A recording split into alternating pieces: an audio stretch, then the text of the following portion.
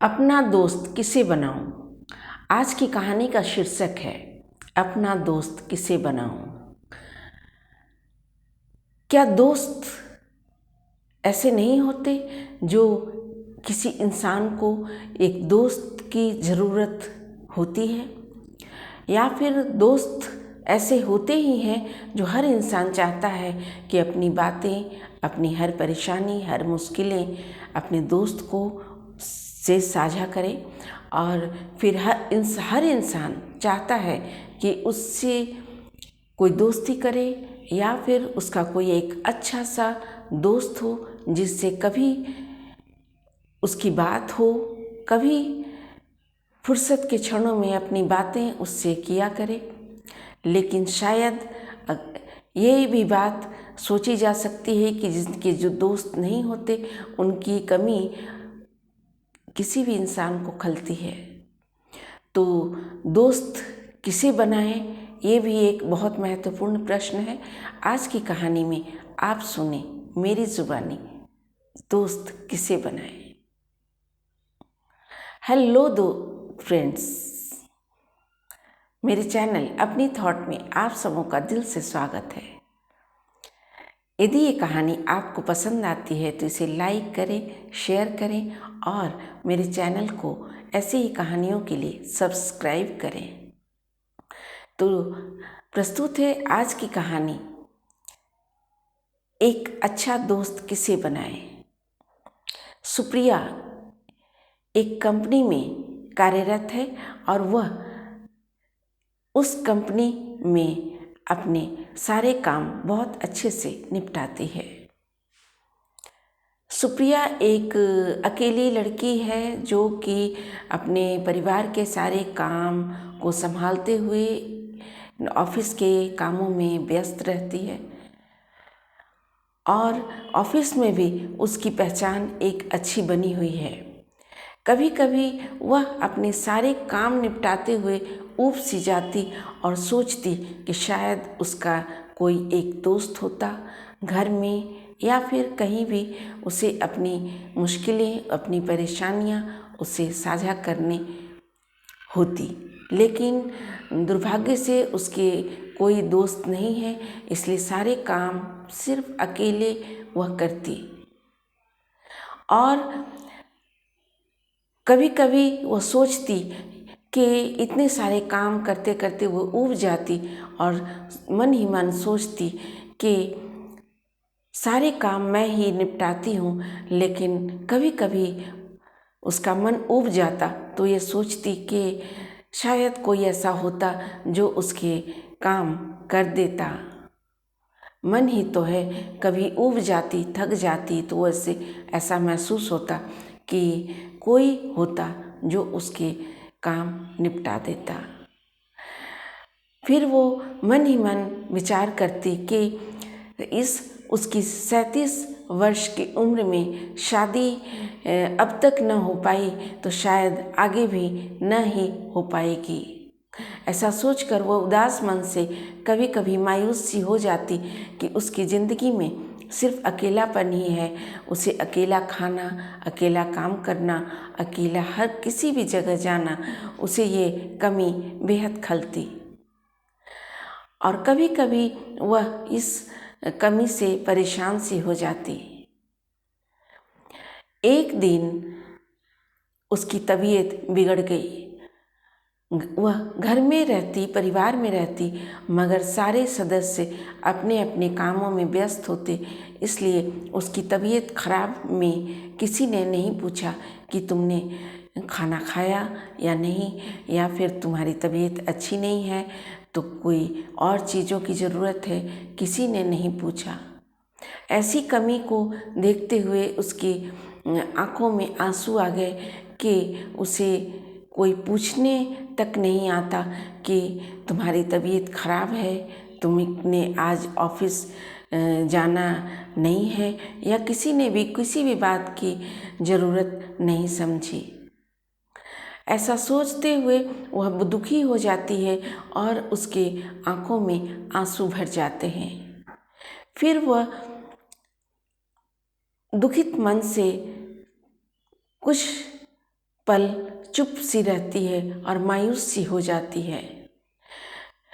1-1.5 घंटे बाद वह उठती है और फिर वह खुद को, जैसे उसमें कोई स्फूर्ति आ गई, वह उठकर खुद के लिए अपने पसंदीदा व्यंजन बनाया और खाया और खुद को तृप्त किया। और फिर वह कभी कभी उन्हीं पलों में ये भी सोचती कि अच्छा कोई बात नहीं, ऐसी बात नहीं कि मैं ही दुखी हूँ, शायद मुझसे भी कोई और भी ज़्यादा दुखी हैं, कितने लोग हैं, क्या उनका क्या। ऐसा सोचकर वह इन बातों को ज़्यादा महत्व नहीं देती और फिर वह मन को समझा लेती कि ऐसी बात नहीं कि सिर्फ वही, उसके ही दुख हैं या फिर उसकी ही कोई कमी है या फिर कोई उसकी मन की परेशानी है। सारे लोग कुछ कुछ अपनी परेशानियों से परेशान हैं। ऐसा सोचते हुए वह इन बातों को भूल जाती। एक दिन रात के 10 बज रहे थे। वह सारे काम निपटाकर खाना खाकर वह बेड पर गई ही थी कि तभी उसके मन में ख्याल आता है कि उसका मन किसी एक चीज़ को ढूंढता है कि कोई उसका दोस्त होता, कोई उसके साथ होता जो उसकी परेशानियों को समझता, उसके काम में हाथ बटाता, उसके छोटे से छोटे और बड़े से बड़े काम में उसकी मुश्किलों को दूर करता। फिर उसने अपने मन को समझाते हुए ये सोचा कि मैं ही क्यों, सारे लोग को अपने काम अकेले ही करने पड़ते हैं, तो अगर मैं करती तो कोई बहुत बड़ी बात तो नहीं। और फिर सारे काम मैं खुद को करती हूँ और मैं खुद अपनी पसंद की चीज़ें लेती हूँ, पसंद के सारे काम करती हूँ, जो मुझे पसंद आते हैं, जो मेरी इच्छा होती है सारे काम करती हूँ और मैं खुद को भी सलाह देती हूँ और मैं खुद को खुश रखती हूँ। कुछ भी अपने लिए जो काम मैं करती हूँ उससे मैं खुश हो जाती हूँ और मैं अपने मन को, खुद को सही राह भी दिखाती हूँ। सारे काम खुद को समझते हुए वो करती है, क्या उसे करना चाहिए, उसकी ज़िंदगी में क्या ज़रूरत है उसकी, वह खुद को करती है। क्या वह अपनी ज़िंदगी का मार्गदर्शक नहीं है कि क्या किन चीज़ों की उसे ज़रूरत है, वह तत्पर होकर खुद को संतुष्ट करती है। वह मन ही मन सोचती कि क्या मैं, मुझसे ज़्यादा सच्चा मित्र कोई और हो सकता है, हो भी सकता है। फिलहाल तो उसके पास वही उसके दोस्त है, वही खुद का साथी है जो उसकी हर ज़रूरत में वह खुद को, उसकी अपनी ज़रूरत को पूरी करती है। तो क्या वह उसके मार्गदर्शक नहीं, वह उसका साथी नहीं, वह खुद के दोस्त नहीं। ऐसा सुनते हुए वह, ऐसा सोचते हुए वह खुद को बहुत ज़्यादा संतुष्टि उसे होती है कि वह खुद का साथी है। यही मेरी सबसे बड़ी एक संतोषजनक बात है कि मैं हर काम को, अपने काम को जो मैं जैसा चाहती हूँ वैसा करती हूँ। जैसी मुझे पसंद है कोई चीज़ वो अपने लिए मैं उपलब्ध करती हूँ और जो चीज़ें मुझे चाहिए वह खुद को वह उपलब्ध कराती है। तो क्या उससे ज़्यादा संतोषजनक साथी या उससे ज़्यादा सच्चा साथी कोई और हो सकता है? हो भी सकता है, लेकिन फ़िलहाल तो वही है जो उस खुद को खुश करती है, संतुष्ट करती है। उससे अच्छा मार्गदर्शक उसका कोई नहीं, अगर है भी तो शायद हो भी तो कोई उसका उतना विश्वासी न हो सके, हो सके न भी हो। इसलिए यदि कोई और दूसरा साथी मिल भी जाए तो भी अच्छा है, अगर ना भी मिले तो भी अच्छा है। ऐसा सोचते हुए खुद के मन को समझाती है और कहती है कि वह खुद का आज से साथी बन जाएगी और खुद को एक सही राह दिखाएगी और अपनी ज़िंदगी को बहुत अच्छी राह की ओर ले जाएगी।